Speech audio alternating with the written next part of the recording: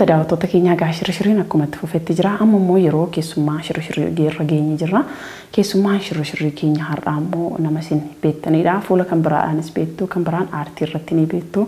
Kitaaba isaallee kan dubbistan jiraachuu dandeessu. Nama kana kan isin beektanidha.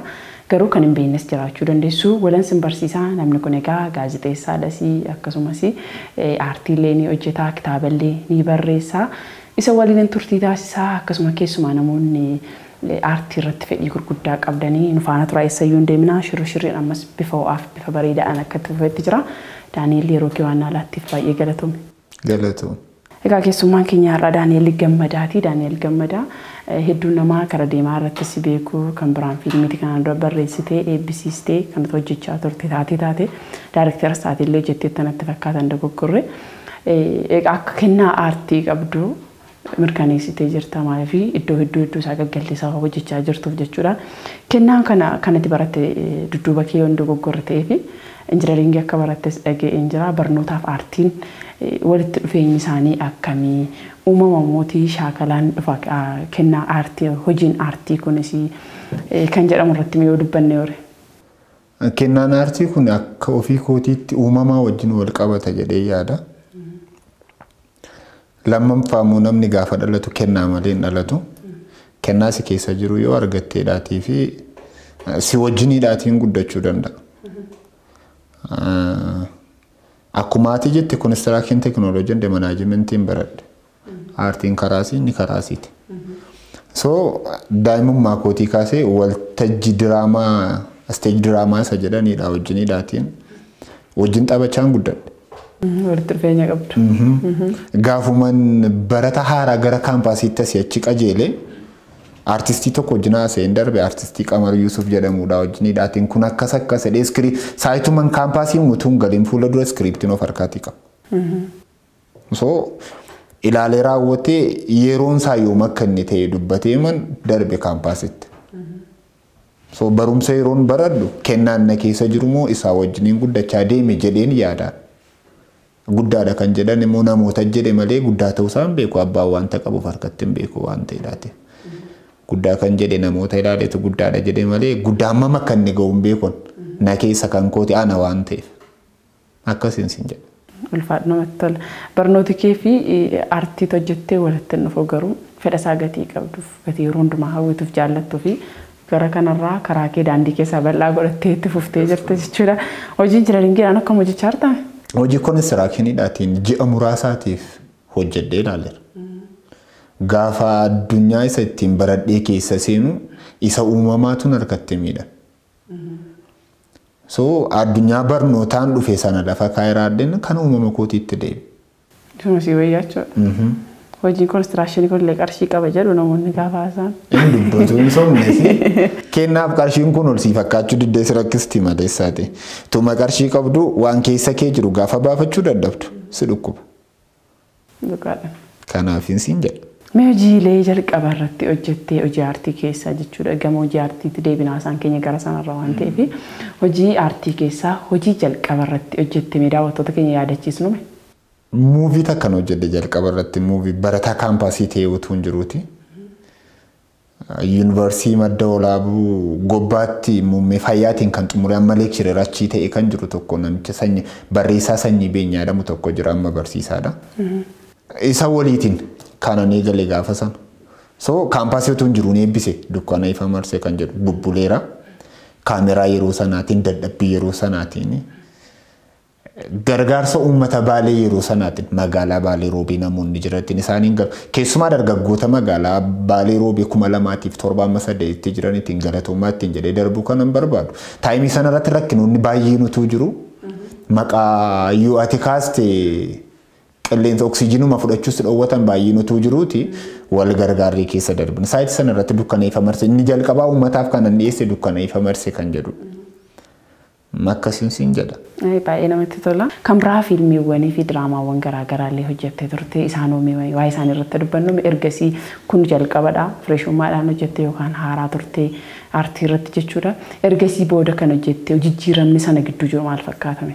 Maal seete jijjiirama isaa kan isaan dhiyoo kana hojjedhe caalaa inni sun baay'ee hamaa ture.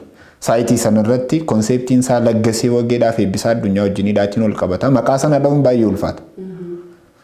So baay'ee kan natti ulfaate konseptii warra sanaarra dhaabbatee waan hojjetamee fi kan natti ulfaate isa. Isarra darbee saayitii yeroo achi as dhufetti namoota 5 taanee iskiriiptii walii wajjiniidhaatiin teenya develooppii goone qabna.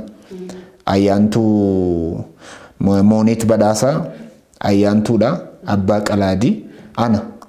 Namoota 4 taanee iskiriiptii teenya ergaa somnee raanneen booddee develoop godhee iskiriiptii sana bifa iskiriiptiitti erga guutummaa jijjiireen booddee eelootu hojjetame isa booddee.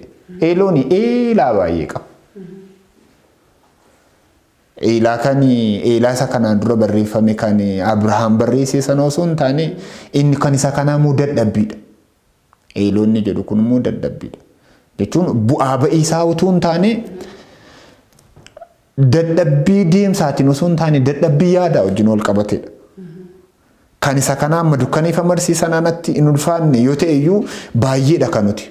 Akkuma walii wajjin divilooppii goonetti akkuma walii wajjin haasofne raawwanne iskiriiptiitti deebisetti wal gargaarreetu kan nuti hojjennu. Wallaan yuutuubii irra jira inni amma iyyuu dadhabbii isa sanaa sana keessatti dadhabbiin inni sanaadhaa isa kanaaf leenjisee ganna dhiise. Isa booddee mul'atuun inni keessa jiran hundumti isaanii dhaqna koo wajjin wal fakkaataniin siin jedha. Marsaa lammaffaatti eeloodhaan inni uummata bira dhufe. Killattiin cabde kuni kaameraa sadarkaa isaa eeggate namoota piroofeshinaalii ta'anii meeshota waan hundumaadhaan ulaagaa isaa kan eeggate muuvii dheeraadha.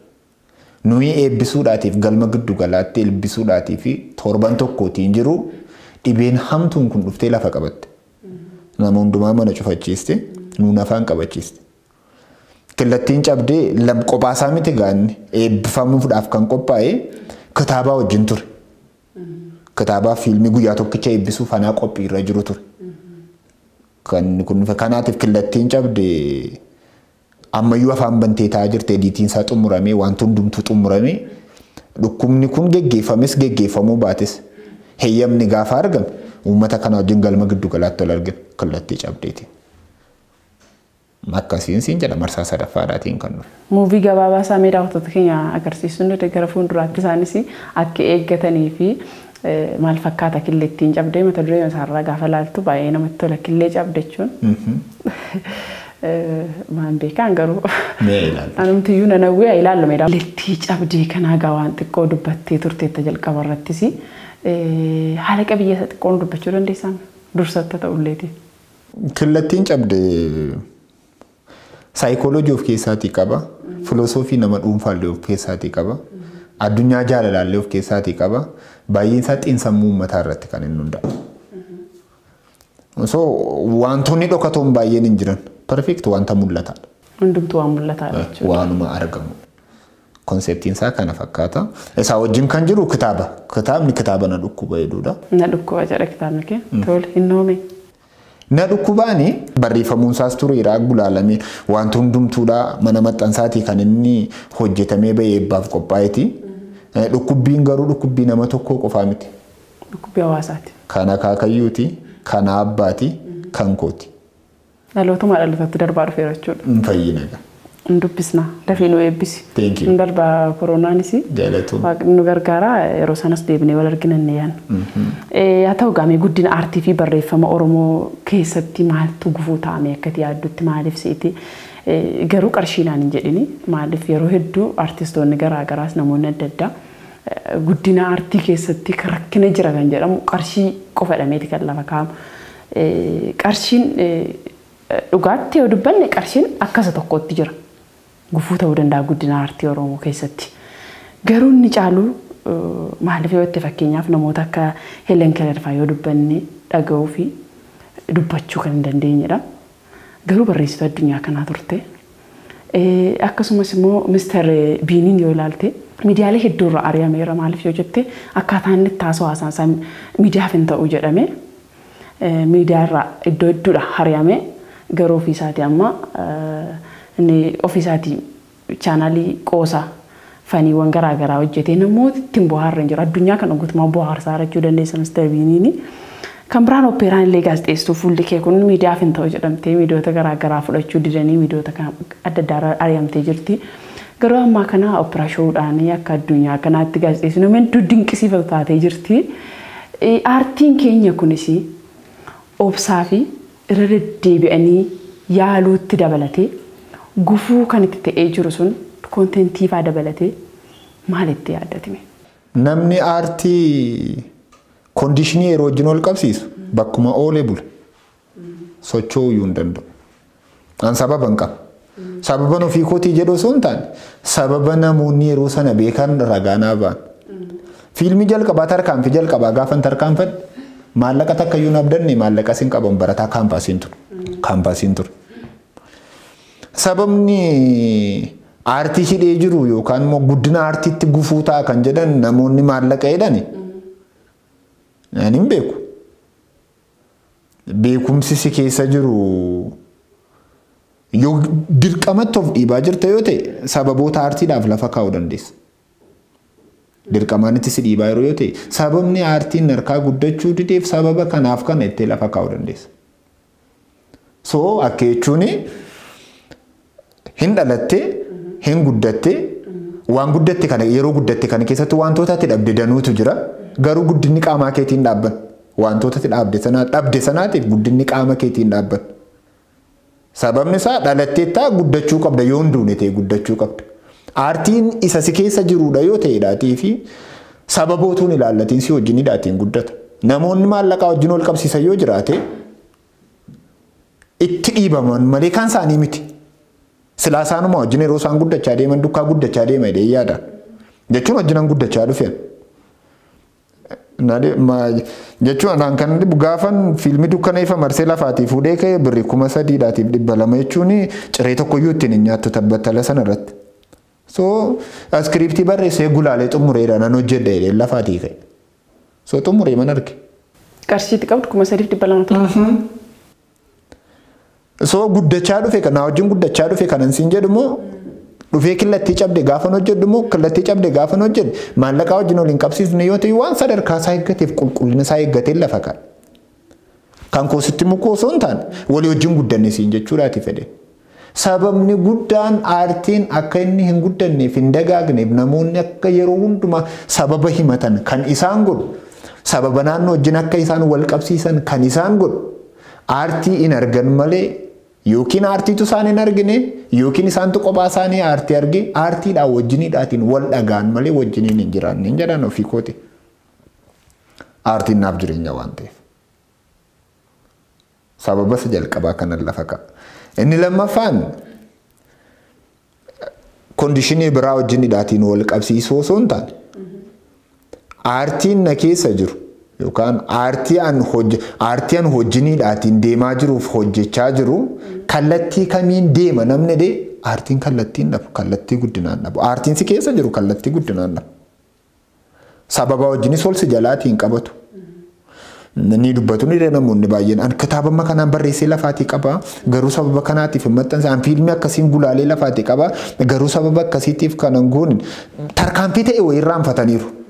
Ilma namaatti kan ulfaatu dhibba jechuun miti tokko jechuudha malee isaati. Tokko jedhanii tarkaanfachuu waan dadhabaniif malee tokko ittiin lama 3 4 5 itti fufuun sitti ulfaata.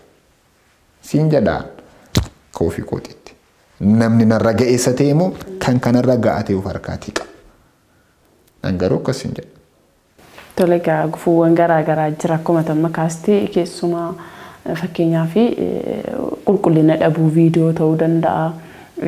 Talee kun qarsii hojii wal qabachuu danda'a akkuma tikaati piroodakshinii guddaatti hojjechuu dadhabuu ta'uu danda'a koontentiin jiraachuu danda'a jaalallee keessa namaatii isa keessan isa uumamaa sana yoo ta'e barnootaan immoo deebisanii jabeessuu danda'udha. Egaa aartiin keenyas namoota dargaggoota akka keetii kanaan qabamee yoo itti fufee warroota xixiqqoo kaan immoo yoo guddisuu hin danda'ame isin jalatti barachuu yoo danda'ani isinis barsiistanii manni barumsaas barsiisee kennaas of keessaa yoo qabaatan.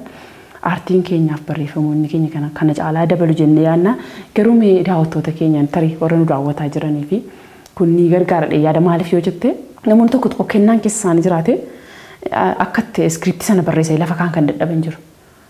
Waan tokko siifaa dabalume duuti durii matee dhufa jedha abbaan koo. Dhaammatee ma dhufa duuti du'aa dhufaan jira dheedhuma sitti matee dhufa namichatu dargaggeessatu. Fuudhaaf qophaa'aa jira. Fuudhi isaa guyyaa afurii nafeera duutii dhufaan jira adii xalayaatti argate. So abbaa jedhe naani fuudha kana hadiisu har'a fuudhee borga nama nan du'a du'i xalayaan itti argate jedhe. Ilaamii dhala koo jedha abbaa. Hatumti fuudhi du'i akka inni dhufe natu itti adeema natu iddoo kee du'aa jedha. Tole abbaa kun am fuudha haadha bira deeme harmee jedha. Hayyoo koo jedhe deeme oo jette. Duuti anaa fuudhee borga nama dhufaanan dhufanaan jedhe attamiin godhaa jenna. Ati fuudhi natu sii du'aa jedhe jette. Erga abbaan koo faati koo kana jedhanii jedheema kan naqatee jiru niitii isaa fuudhe. Isa baasa. Akkuma jedhe xalayichi du'ichi ganama bariidhaatiin warroota isa gargaaran hunduma isaaniidha wajjin dhufee balbalatti godhe. Warra manaa gaafa namaan jedhan oo jechuun hin hafu aadaa Oromooti oo jedhanii raatanii immoo nooraa jedhu. Noorraan immoo buna jira maaltu jira. Inni kun buna dhuguu dhufe osoo hin taane fuudhamaa isa fudhachuu dhufe. Akkuma hargeetiin fiigee abbaa bira deemee abbaa jedhee naan duutiin dhufee jedheen hanqee isaan qabu jedhe. Achumaan ofirra galagalee gara bakka ciisichaa haadhaa deeme haadha koo jedhee naan duutiin dhufee jedheen aan keessaan qabu jedhe.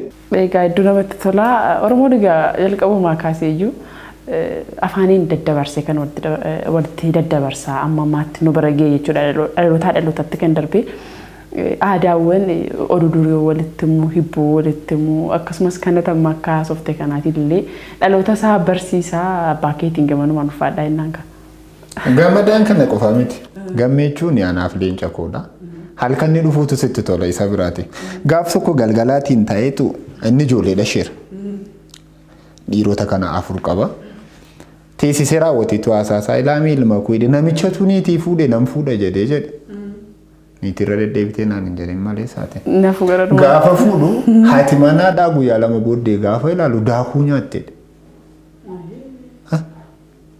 Na nyaachisa moo maali nyaata kan daakame odaakuu ishee kun odaakuu nyaata akkamittiin jiraachuudhaati fedhee ilaaleetu guyyaa muraasa booddee ari'ee baase daakuu nyaatti waan ta'eef. Guyyaa taanu xinnoo turee raawwateetu haadha manaa biraa fuudhe. Haadha manaa biraa gaafa fuudhu yeroo takka isa biraati soqositee sochoonaan ilaaluudhaatiif gaafa deemu daaraa nyaatti. Wayyaan abbaa kooti kan daakuu nyaattu baaseen kan daaraa nyaattu fuudhee oo jedhe.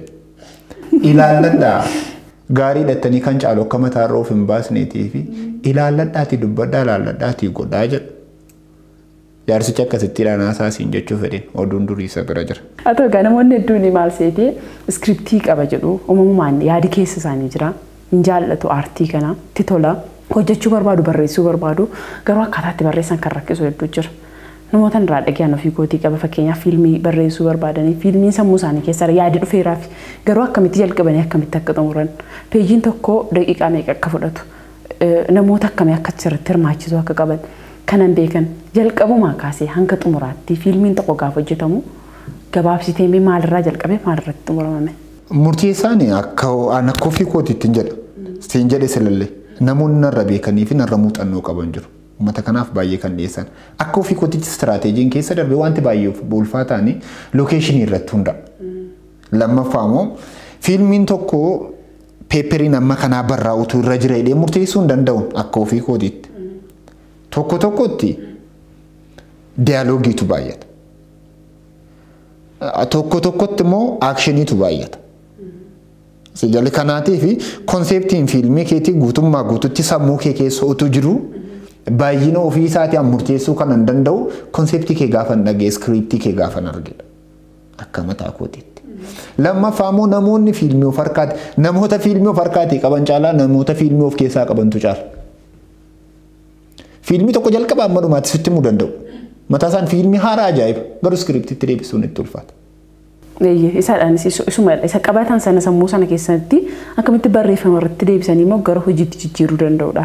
Tokkoon barachuudha utuu hin jedhee natti tola. Script writing. Jala gaaniiru yoo ta'e immoo Google gochuun gaariidhaan jedha. Script writing qofa. Lammaffaa immoo nama fiilmii sammuu keessatti baatee deemu itti argisiisuun hin ulfaatu. Siluma keessa jira waan ta'eedhaatiif. Hin ulfaatu. Hin ulfaatu. Isa beeku yoo taa'e yeroo tokko gaafate yeroo lammaffaa irratti kan isa sana caalu ta'uu danda'a. Mul'ata keessa isaa jiruudha waan ta'eef. Barnoota qofaa otoo hin taane wal caala gaanam. Muuxannoodhaan ol caala, beekumsaan ol caala, dandeettiidhaatiin ol caala. Asiin kanan jedhu ani hanga beektu. Isan beekinneef yoo laatte hanga inni sii laate wajjin gaafa walitti dabalamu ati isheen laattes fayyadamtu. Kanan jedhu walii kennuun gaariidhaan jedha. Isaanumti wal jijjiiruun inni kun sakana beekaa, inni kun sakana beekaa, inni kun fiilmii of keessaati qabaa, kun immoo iskiriiptii danda'a.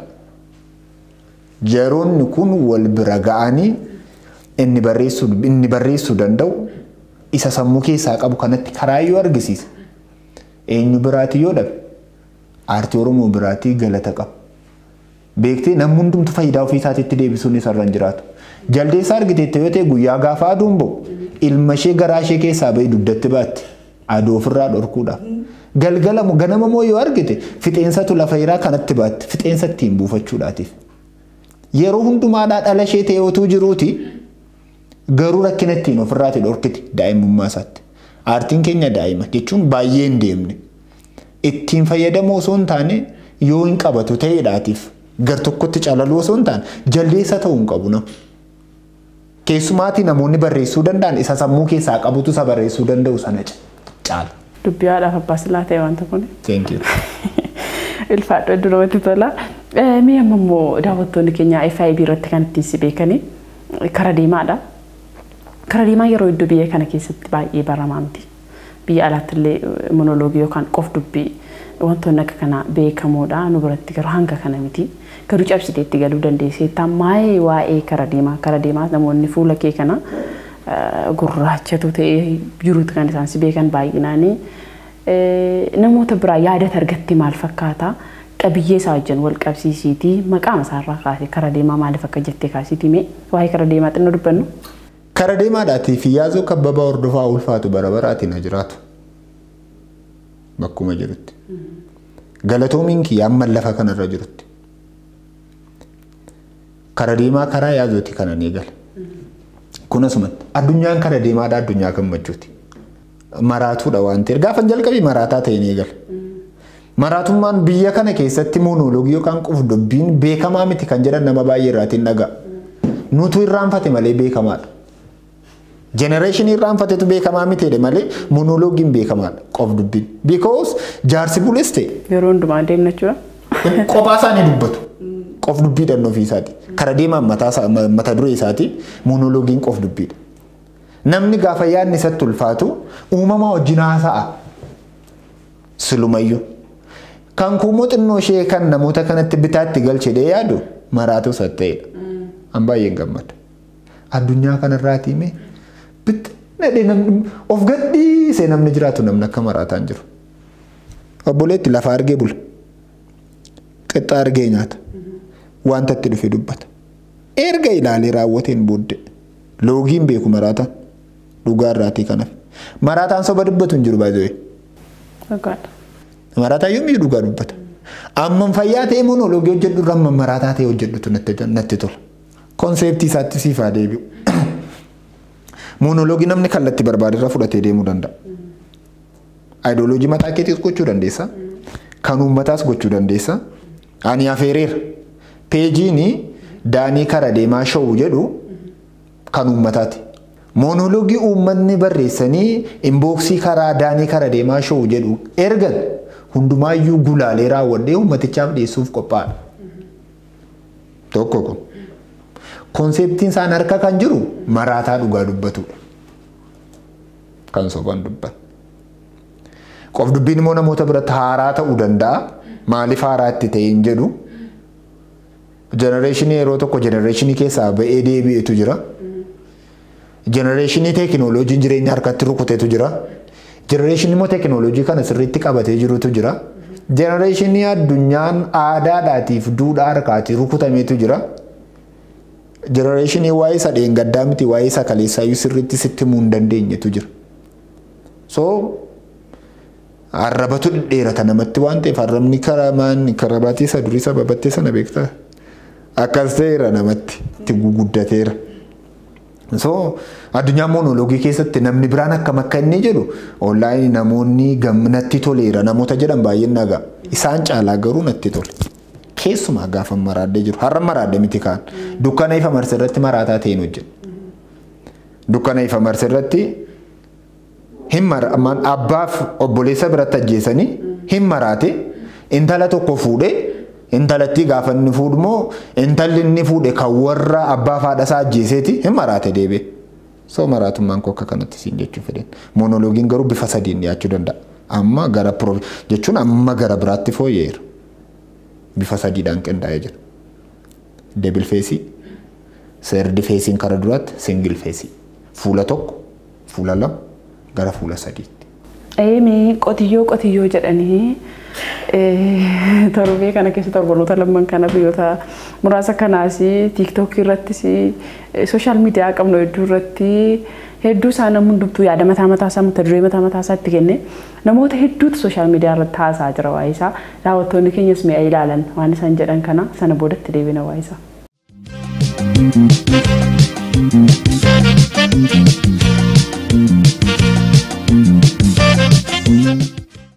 Nyaateef namni hin furdatu.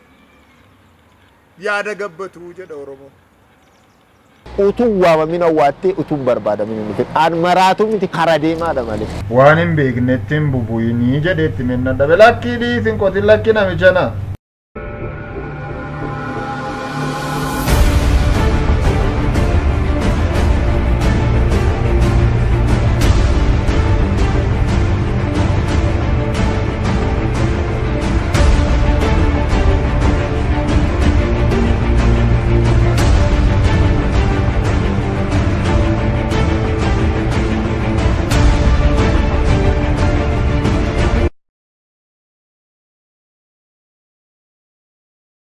Wanti qaban hunduu kan oliiti kan waliiti waliin jiraatu waliin bubbulu. Karadeema karaa dhaabatu.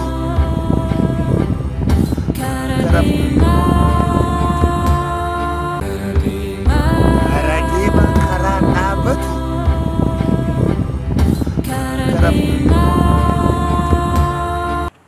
Dhiirri nama sadii nama tokko godhee dhalche.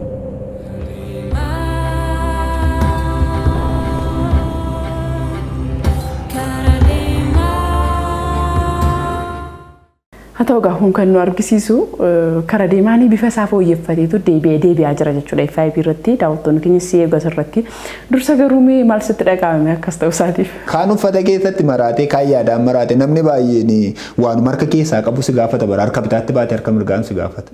Hundumtu maraanne irra naanna didan. Sooshaal miidiyaan waa'ee qotiyoo fiiguu kanaa wal ga'e. Ani dookumantarii dhiira tokkoon hojjechaa jira. Anaaf dhiira.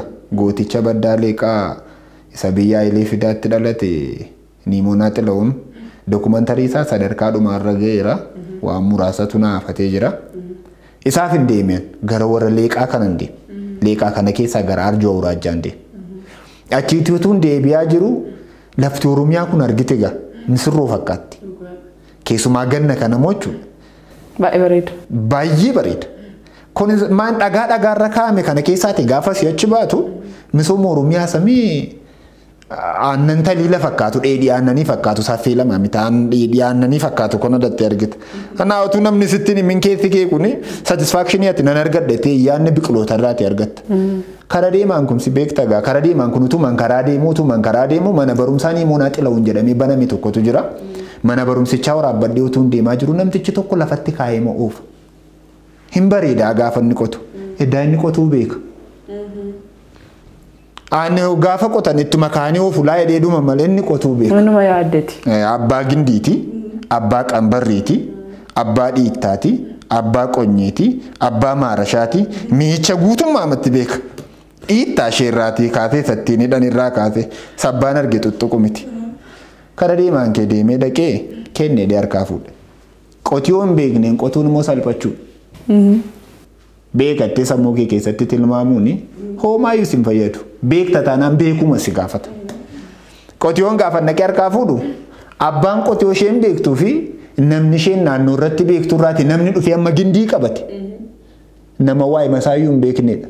Ogabbaa kee laftaa nyaatu lafa kokka argitte hin qottu itti shangoote isheen. Aree dadhabee dhaabadhu naan dhaabachuu dinnaanan gindii gadhiise. Gindii gadhiiseen biraatti deebi'ee qoteen kufte natti fakkaata. Garuu akkan argamnetti dhattee kufte. Dhuma qoteettiidhaan namni hin argine. Qonnichuma irraati. Qoteettiin kanaatii fiidde akkasii dhagaa karaa deemaa irratti dhufaa jira. Wanta hin beeknetti hin bubu'in jennaan hin diddeen yoo jedhu suma ammaarraayyuu. Wanta hin beeknetti bubu'uuni mi'a nama cabsisiisa, lafa nama balleessisa, lubbuu nama balleessisa. Akkuma qoteettii siin jechuu fedhen. Kanaatiif wal guuranii walitti duudanii jiru siin jechuu fedhen sooshaal miidiyaa irraati. Hedduu namatti tola. Kunumtiyyuu waan tokkodha jijjiirama akka dhufe argita jechuudha. Egaa gara fuulduraatti karaa deemaan akka ciccitee kanaan duraatu hin taane bifa qindaa'een deebi'ee FIB irratti hin argina jennee yaanna. Mitiire? Qilleensarraa badee ture. Gaafa inni qilleensarraa bade karaa deemaan iyyuu baduudhaaf waan xinnoo tokko tafe. Maaliif akkanaan hin jenne qaba? Dhiiseen jedhu namoonni daawwattoonni FIB isa deemee jedhanii si iyyaafataa turan. Oromoon nama iyyaafata beettagaa. Abaruun badeedha jechumaan hin dhiisu. Amma deebi'aa jira jennee kennumaan deebii kennaafii jirrasi akka kana duraatu hin taane amma immoo bifa haaraadhaan jijjiirrate akkuma argan isaanis kan muraasa viidiyoo muraasa akkuma itti agarsiisni ture jalqaba irratti kan sooshaal miidiyaa irra deemaa ture sanallee jenneerra.